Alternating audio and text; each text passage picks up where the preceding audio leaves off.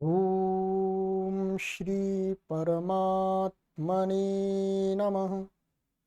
ओम श्री गुरुभ्यो नमः। ओम श्री ऋषिभ्यो नमः। ओम सहना भवतु सहनौ भुनक्तु सह वीर्यं करवावहै तेजस्विनावधीतमस्तु मा विद्विषावहै। ओम शांति शांति शांति। सर्वेभ्यो नमः। देववाणी संस्कृतं यूट्यूब चलदृश्यं प्रति भवतां भवतीनां च हार्दं स्वागतम्। मित्रों, लघु सिद्धांत कौमुदी संपूर्ण अध्ययन चल रहा है हमारा।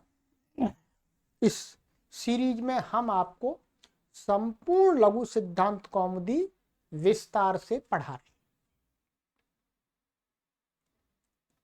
और मित्रों, हमारा जो लक्ष्य है इसको पढ़ाने का वह है कि संस्कृत के 1 करोड़ पाठकों को इस ग्रंथ को उनके गृह पर ही पढ़ने को उपलब्ध हो जाए, बिना किसी स्कूल, बिना किसी कॉलेज, बिना किसी संस्कृत पाठशाला, गुरुकुल आदि में जाए ही वो अपने गृह पर ही विस्तार से पढ़ करके इसके विद्वान और विदुषी बन जाए। ठीक है, चलिएगा। तो अब हमारा अजंत पुल्लिंग अजंत स्त्रीलिंग प्रकरण हमारा समाप्त हो गया है और आज से हमारा ये आरंभ हो रहा है अथ षडलिंगेषु अजंत नपुंसकलिंगा। नपुंसकलिंग प्रकरण आरंभ हो रहा है अजंत में। ठीक है, आज से। और ये कक्षा संख्या हमारी है 75तमी 75वीं। 74 कक्षाएं हमारी समाप्त हो गई हैं। आज 75वीं कक्षा पढ़ेंगे। ठीक है, चलिएगा। कोई शंका है, कोई प्रश्न है, कोई समस्या है तो आप इन व्हाट्सएप नंबरों पर संपर्क करके उनका समाधान कर लीजिएगा निःशुल्क। ध्यान रखेंगे, ये निःशुल्क अभियान है, निःशुल्क अभियान है और आपके सहयोग से हम इस अभियान को संचालित करते हैं। ठीक है, चलिएगा। तो अब हम नपुंसक लिंग अजंत में प्रवेश कर रहे हैं। तो यदि प्रत्याहार के क्रम से हम देखें तो प्रत्याहार में सबसे पहला वर्ण वही आ रहा है हमारा अ ई उ ण। क्या आ रहा है यानी अवर्ण आ रहा है। अवर्ण से हो गया आ ह्रस्व दीर्घ दोनों ही आ गए और प्लुत वर्ण वाला कोई शब्द नहीं है। तो सबसे पहले ह्रस्व अकारांत नपुंसकलिंग शब्द को ये लेंगे। ठीक है, और आचार्य वरदराज महाराज जी ने बहुत सोच समझ करके एक बहुत अच्छा शब्द दिया है। नपुंसकलिंग का शब्द है, इन्होंने लिया है ज्ञान। ठीक है, ज्ञान। क्या? ज्ञान। वस्तुतः ये बहुत सारे लोग इसका गलत उच्चारण करते हैं। ये है क्या वास्तव में? ये ऐसा है, ज प्लस न्य प्लस आ प्लस न प्लस आ। आपके ज्ञान के लिए मैं बता रहा हूं। इसका बहुत सारे लोग करते हैं ज्ञान कुछ ज्ञान, तो ज्ञान है ये, ज्ञ है, ज्ञ, जा और य जब मिला देंगे इनको तो क्या बनेगा, ज्ञ ज्ञ। देखिएगा प्राय करके क्या होता है, हम ऐसा बोलते हैं जा प्लस या प्लस अ बराबर ज, क्या आ कर लेंगे जा, ऐसा लोग सरलता से ऐसा निकलता है जा या, परंतु यहाँ या तो नहीं है, इसमें तो या है, तो थोड़ा सा अंतर आएगा, जिया जिया जिया, नासिका से ही बोलना पड़ेगा हमको, क्योंकि ये जो वर्ण है या, इसका क्या स्थान है, मुख और नासिका, च वर्ग का माने तालु और नासिका स्थान है इसका। जब कुछ लोग इसको ज्ञान बोलते हैं, ज्ञान, तो वो नासिका का प्रयोग नहीं होता, या तो नासिका नहीं है यहाँ पर, तो इसलिए इसमें ज्ञान ज्ञान ज्ञान ज्ञान, ठीक है। तो ये समझाएंगे आप, स्वयं किसी को पढ़ाएंगे है, तो पहले समझ लीजिएगा। तो जा न्या आ ना आ ज्ञान ज्ञान, ठीक है। चलिएगा कुछ लोग इसको ऐसा भी बोल देते हैं ज्ञान, ठीक है, ज्ञान, ये गलत है, ऐसा नहीं है, ये ग है ही नहीं इसमें, इसमें तो ग भी नहीं है या भी नहीं है, तो गलत है पूरी तरह से। चलिएगा तो हमें सही बोलना है, क्या इस प्रकार से किसी को समझाना है कि इसके अंदर ये वर्ण है, इसलिए इसको उच्चारण क्या है, ज्ञान। नासिका का उच्चारण आपको जरूर करना है। चलिए तो ज्ञान ह्रस्व अकारांत इन्होंने नपुंसकलिंग शब्द ले लिया है। अब उसके रूपों की सिद्धि करेंगे। मैं आपको सबसे पहले इस शब्द के रूपों का उच्चारण करा देता हूं, मैं दिखा देता हूं यहां पर क्या क्या रूप बनते हैं। इसके रूप बनाना बहुत सरल है, इसके रूप बनाना बहुत सरल है। केवल और केवल हमें क्या है, प्रथमा विभक्ति, द्वितीय विभक्ति और संबोधन, बस तीन में ही रूप बनाने, तीन में ही रूप बनाने बस। बाकी ये चतुर्थी, तृतीया, चतुर्थी, पंचमी, षष्ठी, सप्तमी, ये जो है यहां से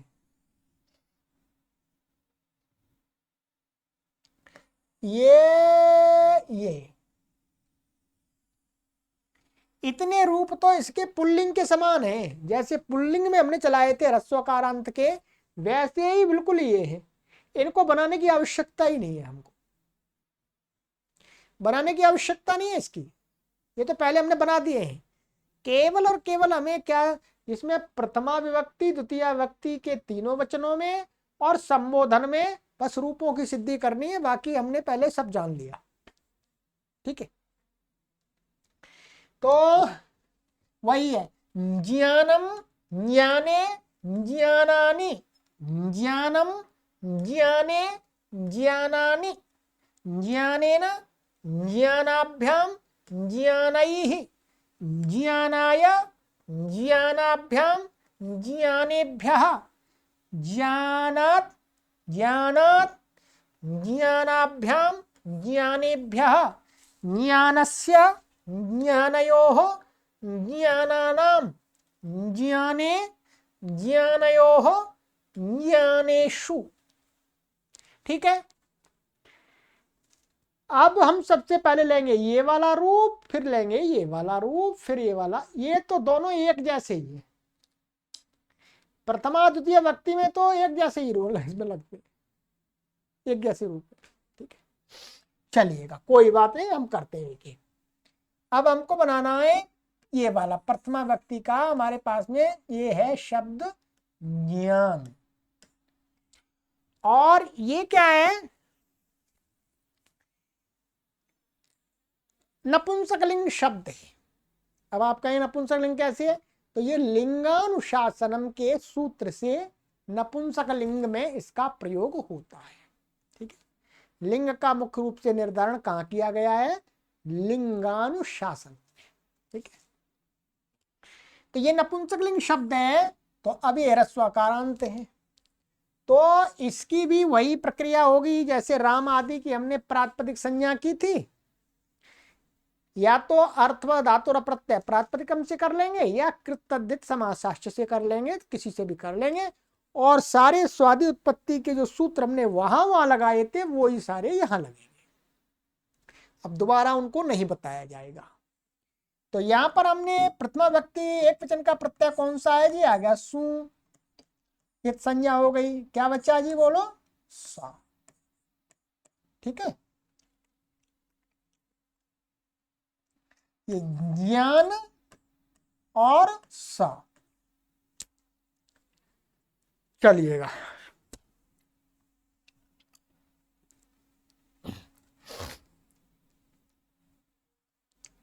अब यहां पर हमें क्या करना है? यदि पुल्लिंग होता विसर्ग हो जाएगा। माने विसर्ग माने इसको रू होगा। तो यहां पर क्या है? उसका अपवाद एक सूत्र है। यहां पर स सजुषो रू नहीं लगता। क्या? स सजुषो रू नहीं लगता। कौन सा सूत्र लगता है? आइएगा आप बताते हैं।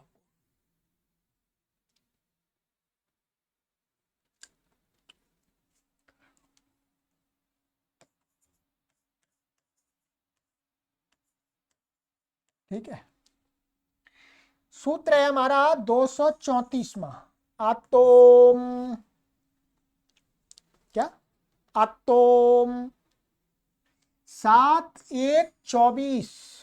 ठीक है, इसमें दो पद हैं, एक ऐसा है अतः और एक है अम। ठीक है, इसका अर्थ क्या है? अतुंगात क्लीवात स्वमोरम। इतना समझ लिया। कहते हैं अतः माने ह्रस्व अकारांत। तपरकरण क्या है? ह्रस्व अकारांत जो अंग है, जो अंग है। और वो अंग कैसा होना चाहिए? क्लीवात। क्लीव का अर्थ क्या होता है? नपुंसक है, नपुंसकलिंग। वो अंग जो शब्द है वो कैसा होना चाहिए? नपुंसकलिंग में होना चाहिए। तो नपुंसकलिंग उससे उत्तर स्वमोह। स्वमोह का अर्थ है सु और अम। प्रथमा व्यक्ति एक वचन, द्वितीय व्यक्ति एक वचन के प्रत्यय को यहां पर क्या कहा है? सु प्लस अम। अब यहां पर हम संधि करके इसको क्या बन जाएगा? ये स्वम। और ये षष्ठी, ये क्या? षष्ठी व्यक्ति द्विवचनांत का है, तो इसमें हमने ओस जोड़ देंगे। ओस जोड़ देंगे तो क्या बन जाएगा? समोह बन जाएगा। तो इसका अर्थ होगा सु और अम। सु और अम को अम हो जाता है। क्या हो जाता है? बोलो अम। भाई सु को तो अम प्राप्त ही था, वो अम को, अम तो पहले से अम था ही द्वितीय व्यक्ति का, परंतु ये कहे सु को भी अम होता है और अम को भी अम होता है, दोनों को अम हो जाता है, ये कह दिया इन्होंने। ठीक है, तो कहते हैं अब यहां पर हमारा क्या हुआ? इस सु को इस सूत्र ने ह्रस्वकारांत अंग है और नपुंसक लिंग है, इसलिए इससे उत्तर स को, सु के स को क्या हो जाएगा? अम हो गया। ठीक है जी, अम हो गया। अब अम हो गया तो अम के बाद क्या लगेगा? अब यहां पर प्रथमयो पूर्व सवर्ण। पहले तो आका सवर्ण दीर्घ लग रहा था, फिर प्रथमयो पूर्व सवर्ण उसका अपवाद। प्रथमयो पूर्व सवर्ण का भी अपवाद क्या है? अमि पूर्व। ये पढ़ा दिया है आपको। अम के परे रहते तो पूर्व और पर के स्थान में पूर्व रूप हो जाता है। तो इस अ और इस अ को क्या हो जाएगा? अ हो जाएगा। तो क्या बन जाएगा? ये दोनों हट करके ये ऐसा हो जाएगा, ये और ये अ और ये म। क्या बन गया? ये जोड़ देंगे तो ज्ञानम। क्या? ज्ञानम बन गया। अब अब ये यहां पर क्या है, इसका द्विवचन का रूप और बहुवचन का रूप बाद में बनाएंगे। पहले संबोधन का ले लिया इन्होंने, पहले किसका ले लिया, संबोधन का, क्योंकि संबोधन में भी सु आता है, भाई संबोधन में भी सु आता है। तो हम क्या करेंगे, हम भी इनके अनुसार ही चलेंगे। पहले ये जानम का प्रथमा व्यक्ति एक वचन का दिखा दिया इन्होंने, ठीक है। ऐसा ही द्वितीय व्यक्ति एक वचन में भी बनेगा, बस द्वितीय व्यक्ति को लाने वाले सूत्र दूसरे होंगे। फिर अम को अम हो जाएगा, अम को अम कर देगा ये सूत्र, अतोम है, अतोम कर दिया इसमें। अब तो अब क्या हुआ, अब हम संबोधन का एक वचन का देख लेते हैं। ये है हमारा ज्ञान और ये संबोधन का सु आ गया, ठीक है जी। अब संबोधन का सु आ जाए बेशक, तो अब क्या करेंगे, यही सूत्र लग जाएगा यहां पर भी। माने ह्रस्वकारांत नपुंसकलिंग अंग से उत्तर सु को क्या हो जाएगा, यहां पर भी अम हो जाएगा। अम हो गया, अम हो गया, अम हो गया। और अमी पूर्वा, अमी पूर्वा पूर्व रूप होकर के क्या बन जाएगा, ये बन गया आपका, ठीक है। क्या बन गया, ज्ञानम।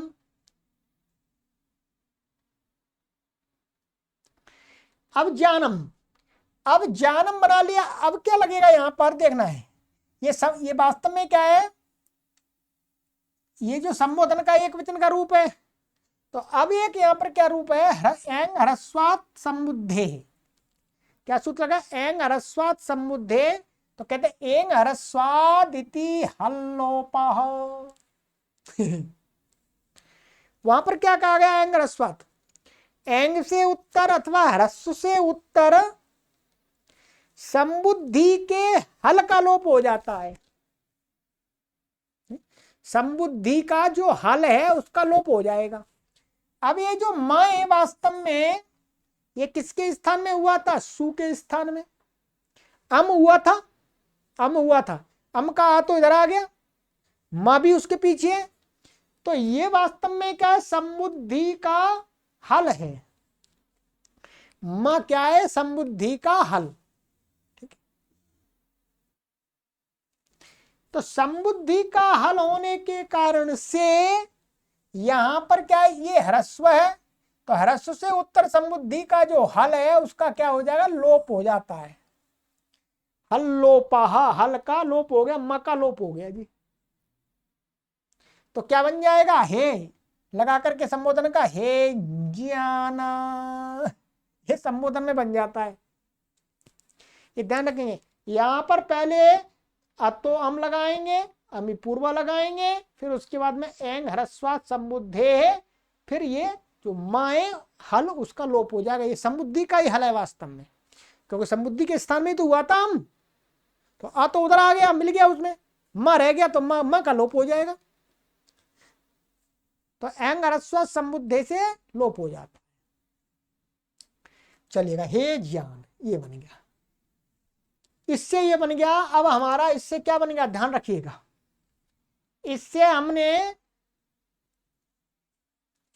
प्रथमा विभक्ति का एक वचन का रूप भी बना लिया, और वैसे ही द्वितीय व्यक्ति एक वचन का रूप भी ऐसा ही बन जाएगा। अम आ जाएगा, अम को अम हो जाएगा, बाकी सूत्र लग जाएंगे। और संबोधन का भी एक वचन का रूप बनाने के लिए सूत्र लगा है। 3 बन गए, प्रथमा द्वितीय और संबोधन का एक वचन का रूप हमने बना लिया।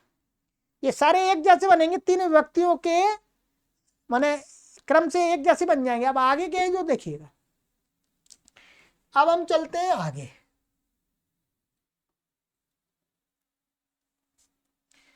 अब हमारे पास में हम चले द्वितीय, अब ये ज्ञान और ये औ आ गया, ठीक है जी, ज्ञान औ। अब यहां पर क्या है, प्रथमयो पूर्व सवर्ण से सवर्ण प्राप्त हो रहा था, नादीची से निषेध प्राप्त हो रहा था, नादीची। फिर इसको वृद्धिरेची से वृद्धि प्राप्त हो रही थी। उसका अपवाद का वो नहीं लगेगा। सबसे पहले यहां पर ये लगता है 235वां सूत्र है नपुंसकाच, 7 1 19। ठीक है, ये क्या कहता है? ये कहता है क्लीवाद औ शी स्यात्।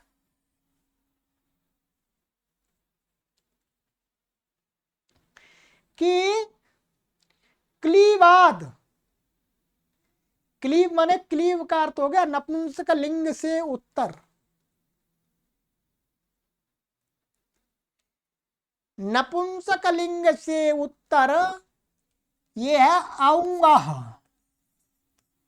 ये औंग दिया है वास्तव में। औंग का अर्थ यहां पर लेना है हमें औ और आउट, ये दो लेने हैं। ठीक है, प्रथमा और द्वितीय और संबोधन का भी औ आ जाएगा वो तो। ये क्या है, औ और आउट लेने हैं। तो संबोधन में तो औ होता है, प्रथमा में औ होता है, या द्वितीय में आउट, दोनों का ग्रहण है, औंग का आउट। तो कहते हैं नपुंसक लिंग से उत्तर क्या हो जाता है, औ और आउट को शी हो जाता है। क्या हो जाता है? शी। तो इसको क्या हो गया बोलो? शी। ये हो गया, क्या हो गया? शी। अब हमारी स्थिति क्या बन गई जी? शकीत संज्ञा हुई लशक को तद्दिते, ये संध्या आप वो हो गई शकीत संज्ञा तस्लोपा दर्शनम लोपा। तो ये हमारा अब क्या बन गया जी बोलो? ज्ञान और ई। ठीक है,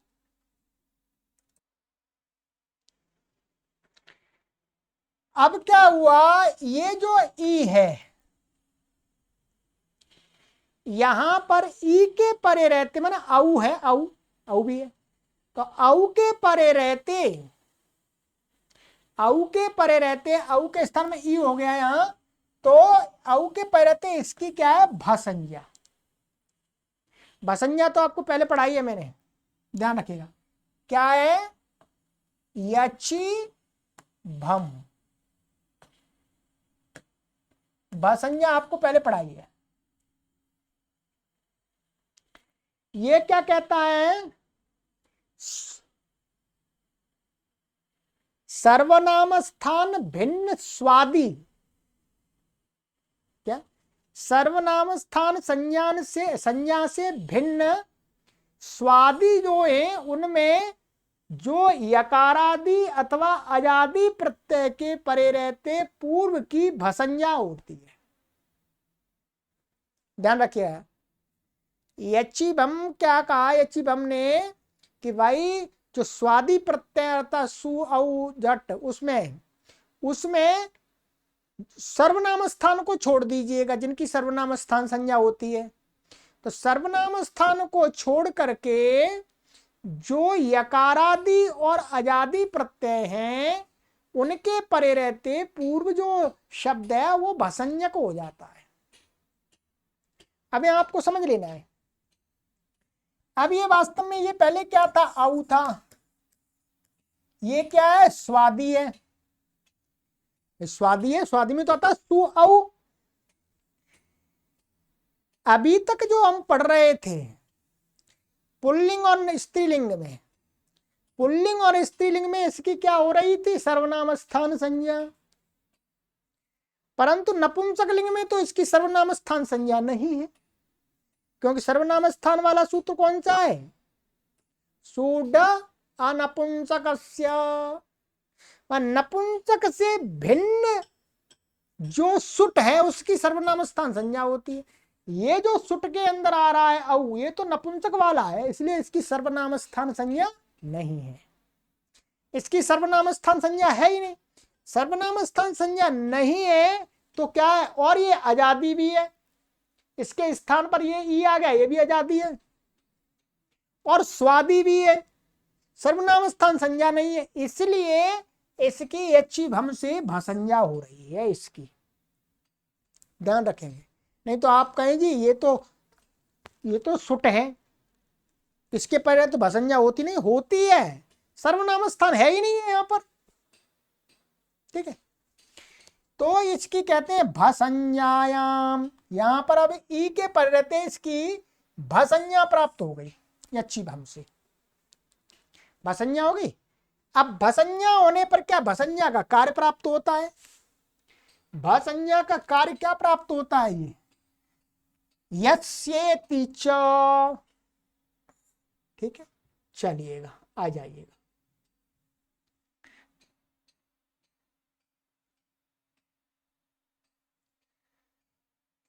ज्ञान और ये कहता है 236वां यस्येति च 6 4 148। इसका अर्थ है ईकारे तद्धिते च परे भस्ये वर्णा वर्णयोर लोपः। ईकारे माने कोई ईकार प्रत्यय ईकार परे हो। ठीक है, कोई ईकार प्रत्यय परे हो अथवा कोई तद्धित प्रत्यय परे हो। तद्धित तो पता ही है, तद्धित आपका चौथे अध्याय में तद्धिता सूत्र से लेकर के चौथे और पांचवें के सभी प्रत्यय प्राय करके तद्धित है। तो तद्धित प्रत्यय के परे रहते जो भसंज्ञक अंग होता है उसको अंत में यदि ई वर्ण है माने ई अथवा उ वर्ण है उ अथवा उ, तो उनका लोप हो जाता है। अब यहां पर क्या देखिएगा, ईकार परे है। ये तद्धित तो नहीं है परंतु ई परे है। ई मिल गया। अब ईकार के परे रहते हैं। अच्छा, ये उवर्ण नहीं है, क्षमा कीजिएगा, उवर्ण नहीं है, वो गलती से उवर्ण बोल दिया ना, अवर्ण है। कभी थोड़ा चूक हो जाती है। तो ये अवर्ण है वास्तव में, ईवर्ण और अवर्ण है। आप सुन रहे होंगे गुरुजी क्या बोल रहे हैं, उवर्ण। उवर्ण नहीं है, अवर्ण है वास्तव में। अवर्ण माने अ और आ। तो इसका अब ये क्या है, अवर्ण में आ गया अ। किस में आ गया? अवर्ण में आ गया अ। तो ईकार के परे रहते यहां पर भसंज्ञक आ का लोप हो गया है। इसका लोप हो गया। लोप हो गया नहीं, लोप होने वाला है, मानिएगा। कहते इत्यालोप इति अल्लोपे प्राप्ते, अर्थात इसका ये आकार का लोप प्राप्त हो रहा था। प्राप्त हो जाता तो क्या बन जाता? ज्ञानी बन जाता। गलत बन जाता। आकार का लोप प्राप्त हो रहा था तो कहते हैं यहां पर एक वार्तिक पड़ा हुआ है, औंगाह्याम प्रतिषेधो वाच्यः। ये आचार्य कात्यायन ने वार्तिक बनाया कि औंगाह्याम कि आऊंगा माने आऊ और आउट के स्थान में जो शी हुआ है, तो आऊंग के स्थान में जो शी और श्या में सप्तमी का है, उस शी के परे रहते उसका ये अल्लोप का निषेध कहना चाहिए, प्रतिषेध कहना चाहिए, अल्लोप नहीं होता है। अब ये शी परे है और ये औंग के स्थान में हुआ था तो ये अल्लोप का निषेध कर दिया, अकालोप नहीं होगा। वार्तिक से नहीं होगा तो अब क्या हो जाएगा यहां पर, अब यहां प्रथम पुरुष नादीची से निषेध होगा तो अब इसमें आद गुणा लग जाएगा। समझ लिए, पूरी सिद्धि बता दी मैंने। आद गुणा से गुण होकर के क्या बन जाएगा? ज्ञाने। ठीक है, क्या बने? ज्ञाने। ठीक ऐसे ही बिल्कुल यहां पर आप ज्ञान और ये आउट ले आएंगे तो यही सारे सूत्र लगे। आउट का आउ बचेगा, शी हो जाएगा नपुंसकाच से और फिर ये भसंज्ञा हो जाएगी, ऐसे लोप प्राप्त होगा, वार्तिक से मना हो जाएगा, तो ये भी ज्ञाने बन जाएगा। ठीक, ऐसा ही संबोधन का भी द्विवचन आएगा आउ तो उसका भी ऐसा ही बनेगा, बिल्कुल कोई नया नहीं है। ठीक है, ये हो गया आपके तीनों के द्विवचन के हो गए। अब चलते हैं प्रथमा व्यक्ति बहुवचन में। ज्ञान और ये जस आ जाएगा। ठीक है, अब यहाँ पर वही है, प्रथमयो पूर्व सवर्ण प्राप्त है, ठीक है। तो यहाँ पर क्या एक सूत्र है 237वां, जशोह शीहि 7-1-20, क्लीवादनयोः शीहि स्यात्। क्लीवात माने नपुंसकलिंग अंग से उत्तर जश और शस को शी हो जाता है, ठीक है। ये नपुंसकलिंग है, जस है, तो जस को इस सूत्र ने क्या कर दिया, शी कर दिया। ये शी कैसा है, शित है, शकीत संज्ञा हो रही है इसमें, तो अनेकाल शित सर्वस्य से सारे के स्थान में हो जाएगा ये शी का श बचेगा, ई बचेगा, ठीक है। तो ये क्या बचा हमारा, ऐसी स्थिति हो गई, ध्यान रखेंगे ये, ठीक है।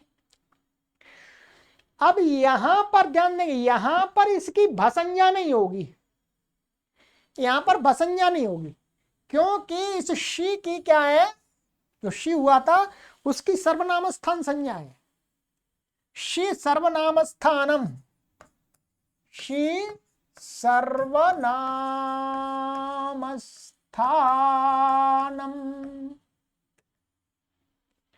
शी सर्वनाम स्थानम से क्या है, जो शी है ये उसकी सर्वनाम स्थान संज्ञा है। तो सर्वनाम स्थान संज्ञा के पहले तो भसंज्ञा नहीं होती है, तो यहाँ भसंज्ञा की कोई प्राप्ति नहीं है, ठीक है।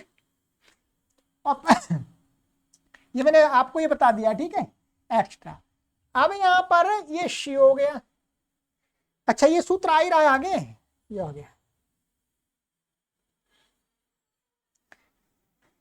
238वां, शी सर्वनाम स्थानम, शी इत्येतद उक्तम इति एतद उक्त संज्ञम स्यात्। तो सर्वनाम स्थान अभी संज्ञा करनी है इसकी, भसंज्ञा।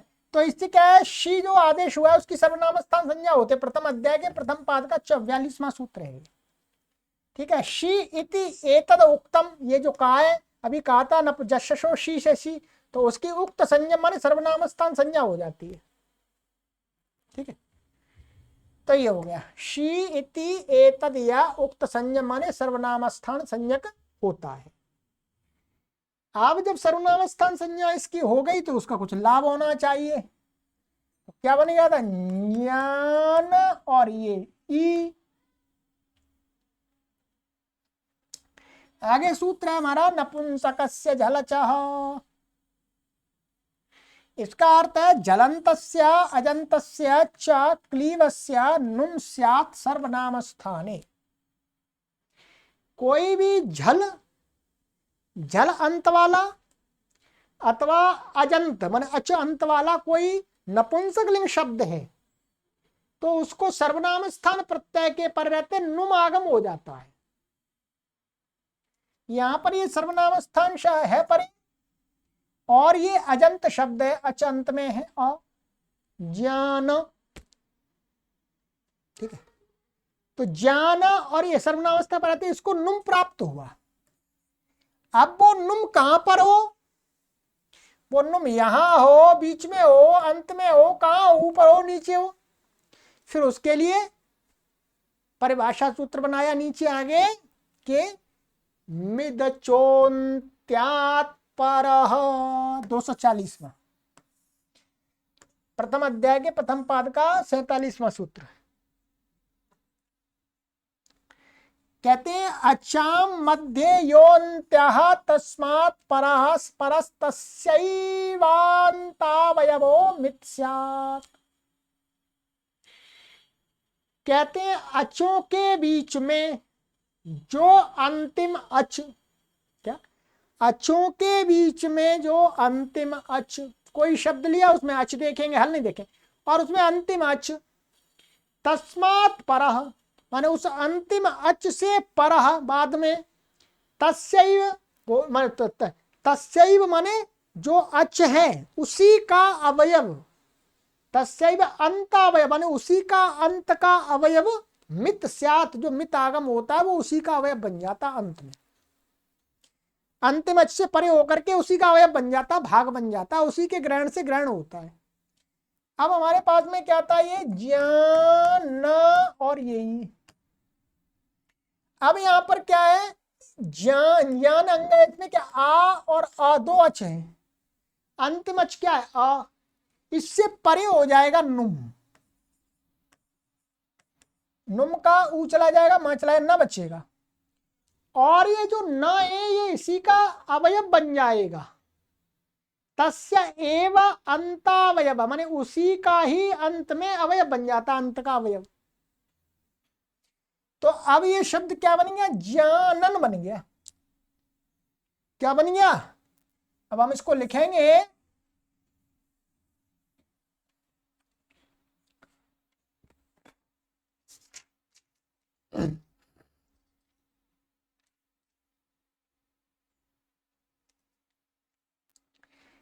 ये ज्ञान न, ये इसी का भाग है और ये ई, ठीक है। अब कहते मिथ्या उपधा दीर्घ,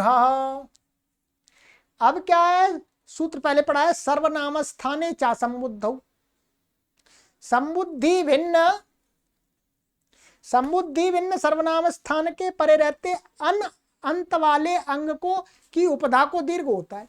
ये क्या है, सर्वनाम स्थान तो है ही, श्री सर्वनाम स्थानम से, और ये अनंत है तो अन अंत वाला अंग है, इसकी उपधा क्या है अ, इसको दीर्घ हो गया। सर्वनाम स्थाने चा संबुद्धौ, ठीक है। तो क्या होना, ज्ञाना न ई, तो मिल गया, तो क्या होना, ज्ञानानी। ठीक इसी प्रकार से शस को भी हो जाएगा, क्योंकि शस को भी क्या हो जाएगा, जशोशी हो जाएगा, फिर वो सारे ये सूत्र लग जाएंगे उसमें भी।